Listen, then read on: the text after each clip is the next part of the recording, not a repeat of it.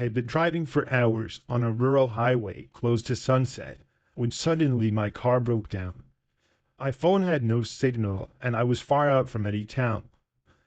My car had started sputtering down the road and then it eventually died completely.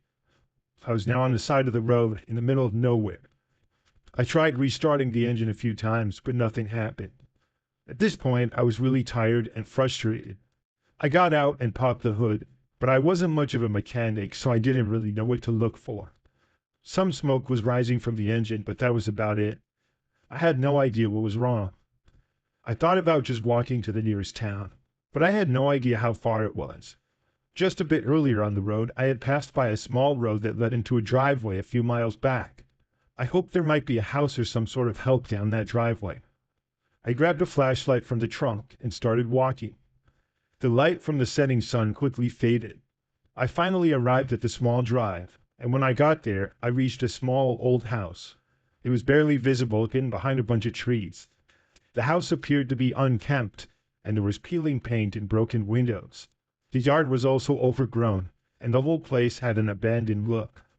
I was a bit skeptical of the house and not sure if anybody even lived there. I decided to go there anyways though. When I knocked on the door, there was no answer at first, so I knocked again and waited. The door was sitting open a few inches though, so I pushed it open and took a few careful steps inside to see if anybody was around. The inside was dark and smelled musty, and the only light coming in was from an old flickering lamp on a table. I was thinking that this was really weird, but I was desperate for some help and just hoped that somebody lived there. I heard a noise coming from the back of the house. It sounded like footsteps. I was nervous, but I called out, "Hello? Is anybody there? My car broke down and I was just wondering if you could help me." There was no response. Whoever had been walking around had stopped, and I decided to leave due to the awkwardness of the situation and the fact that I was actually intruding a bit. I hadn't heard it happen, but somehow the door had shut behind me, so when I went to leave, I tried to pull the handle, but it was locked. I started to panic. I noticed a small window near the ceiling, but it was too high to reach. I looked around for something to break the door open, but I saw nothing useful near me, and I wasn't going to venture further into the darkness of the house. As I was trying to find another way out, I heard a voice from behind me. It was a low, raspy whisper that said, "What are you doing here?" I spun around, but there was nobody there. My heart was racing, and I felt like I was about to faint. I kept trying the door, hoping that it would open, but it remained locked. I couldn't figure out how to unlock it either. It was like it was locked from the other side. Suddenly, I heard the footsteps again, but they were right behind me. I turned around slowly, and this time, I saw a figure standing in the shadows. It was hard to make out any details, but it looked like a person. The figure moved closer, and I could see that it was a man. His face was obscured by a hood, though. I backed away, but he didn't seem to be in a hurry. He just stared at me, and the silence was deafening. I tried to reason with him again, saying, "I'm sorry, I just needed help with my car." Once again, no response from the guy, as he just stood there. I realized I had to do something before he came any closer. Grabbing a heavy vase from the small table, I threw it at the figure, hoping to distract him. The vase shattered, and the figure hesitated for a moment before moving towards me. In a burst of adrenaline, I managed to somehow force the door open. I bolted outside, running through the overgrown yard and not stopping until I reached the road. My car was still there, but it was getting darker, and I felt completely alone. I walked back to where the car had broken down, hoping to flag down any passing car. I sat in my car with the doors locked for almost 3 hours waiting for a car to drive by on the lonely rural highway. Thankfully, the man from the house didn't follow me out to my car. When I finally saw the headlights of another car coming down the road, I got out with the flashlight and flagged him down. The driver was a nice man who offered to drive me to the next town. He dropped me off with no incident, and I finally had service there to call a tow truck and put an end to my horrible night that I was having. I realized the cabin looked sketchy, and it wasn't the greatest idea to enter it uninvited, but I was panicking about my broken down car and trying to get help before darkness came. I hope that I never have to go through anything like that again.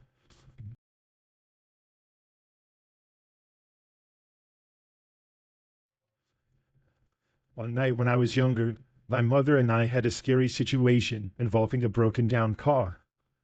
It was just my mom, Kate, and I at home that night, as my dad was out working late. It was a windy fall night, and I remember helping Kate make a late dinner right around sunset. We were in the middle of the process of cooking, cutting up a bunch of vegetables, when the front door bell rang. I followed Kate as she went to see who was there. When we got to the door, there was a man standing right outside. I was instructed to stay out of sight behind the door, as Kate opened it slightly to ask the man what was going on.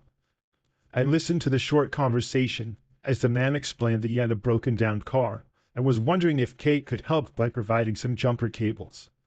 Kate instructed me to stay inside as she put on her coat and proceeded outside in an attempt to help the guy. We did have jumper cables, and I watched from the window as Kate pulled her car around to face the man's car. It took a little bit to get it all set up, but finally they got the jumper cables and the stranger's car to turn on. The car seemed to start up, and after a brief conversation, the man thanked Kate and was on his way. At this point, it was getting really dark now, and Kate came back inside and we quickly resumed the preparation of dinner. We were hoping to have it ready by the time my dad got home. I'm not exactly sure how much time had passed. I'm guessing around a half an hour later though, and the doorbell rang again. Kate was visibly frustrated at the second ringing of the doorbell, and she went to go see who was there now. Since dinner was coming along and stuff was cooking already, I stayed in the kitchen to keep it going. As I was mixing the pot of food on the stove, I heard the sliding glass door just to my left make a noise, as if somebody was trying to pull it open. The door, however, was locked. I placed the stirring spoon down I was using, and I took a couple of steps to my left to see what had made the sound. As I got closer to the sliding door to see, I couldn't really make anything out at first because of the darkness of the backyard, but I then saw a man's face emerge, and he pressed it against the glass of the door. Terrified by the jump scare I had received, I went backwards and screamed. It appeared to be the man from just a bit ago, who Kate had helped jumpstart his car. I wasn't 100% certain it was the same guy, because I had only watched him from away through the front window, but he had the same color blue jacket that the man from earlier was wearing. Kate heard me scream and rushed back into the kitchen and immediately saw the man outside the sliding door, who was now violently trying to pull it open. The cops and my dad were both immediately called. My dad rushed home from work as soon as he heard about it. We went into another room and waited, but the man had fled by the time anybody arrived, and the making of dinner was an afterthought at that point. We ended up having to order pizza, as Kate explained the whole night's events to my dad and the police. Nothing was ever seen of the man again after that, but I will never forget that feeling when I saw the man's face.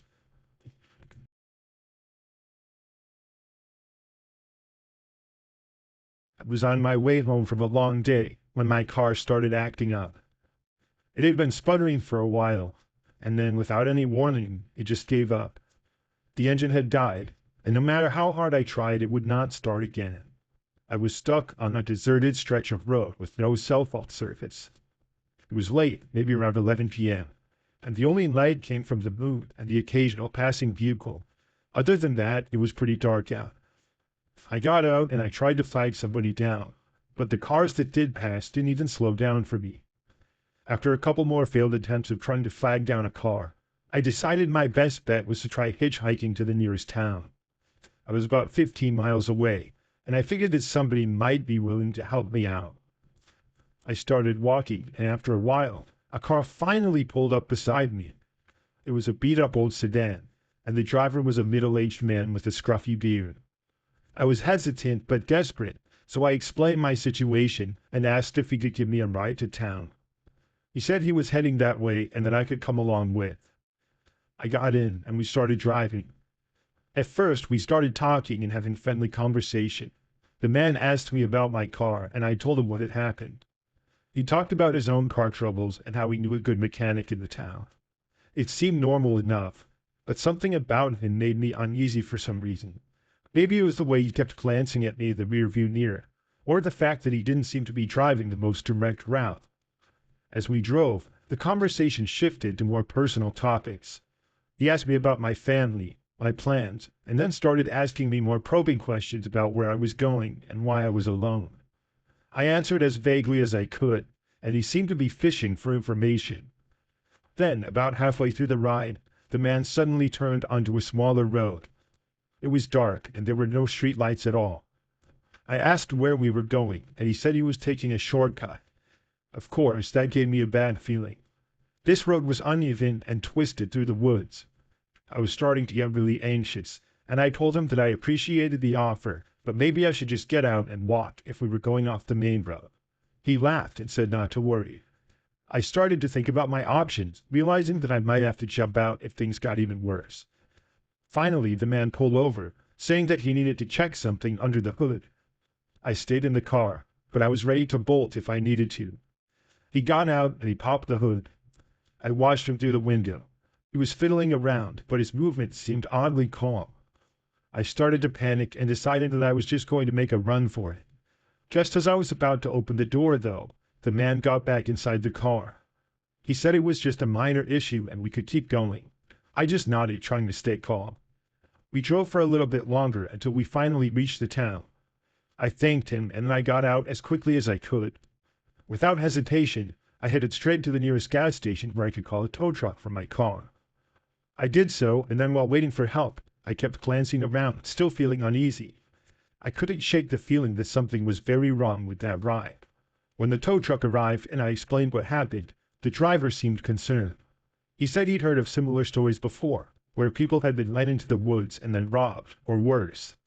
I got my car towed to the garage, and I spent the night at a nearby motel. I didn't get much sleep that night, and the whole experience was very odd to me. Maybe I was overreacting because I had never been in a situation like that before, but I kept thinking about that night and how things could have turned out differently. He could have just been a quirky guy with bad timing, or maybe he had something more sinister planned. Either way, if that ever happens again, I plan on being more cautious about the whole situation.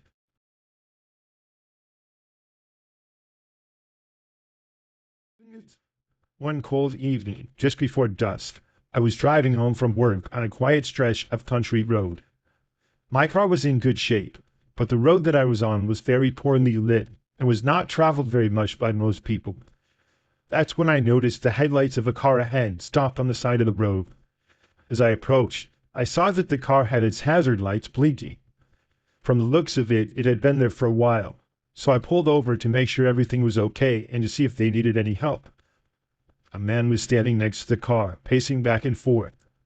When I rolled down my window, he came up to me. His clothes were a bit shabby, and he looked like he hadn't slept in a while. He said something like, "Hey, thanks for stopping. My car just died, and I don't have a phone. Can you help me out?" I agreed to take a look, and we both went over to his car.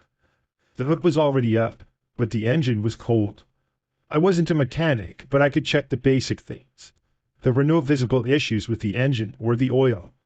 The man seemed anxious, glancing around the darkening woods that bordered the road. I told him that I could call for a tow truck as I reached for my phone, but he told me not to bother and that he already had called one and it was on its way. I told the man I could keep him company and made some small talk about if he lived nearby or was from the area. The only thing he really gave me was that he didn't live too far away. He wasn't really in the mood for small talk, and I didn't really blame him as it seemed like he was having a bad day with the whole car issues. I turned back towards my car to grab a flashlight, Windex, and a roll of paper towels I kept in my car. I figured as long as I was waiting with this guy and he was not in the mood to talk, I may as well go ahead and clean my windshield. I grabbed the items from the trunk of my car and came around to the front of my car to discover that the man was now gone. I walked over to his car to see if he had decided to lie down inside or something, but he was nowhere to be seen. I couldn't believe it. He had just vanished. Shining my flashlight around the side of the road and into the woods nearby, I saw nothing. No trace of the man who had just been there. I got back into my car, uneasy about what had just happened. The car remained on the side of the road, empty and abandoned. I called the tow service, telling them about the situation, and they assured me they would send someone out as soon as possible. As I drove home, I couldn't shake the feeling of discomfort. It didn't make sense why he would leave his car like that, especially when it was so close to being fixed. A few days later, I heard on the local news about a missing person report of a man who matched the description of the one I had been trying to help. The authorities searched the area, but no trace of him was found. The man's car had been found, still abandoned on the roadside, but with no sign of the man's belongings or any clues as to where he might have gone. To this day, I wonder what happened that night. He had to have run into the woods for who knows what reason and gotten lost, or maybe something else happened to him there. I have no idea. It It was by far the strangest encounter I've ever had in my life.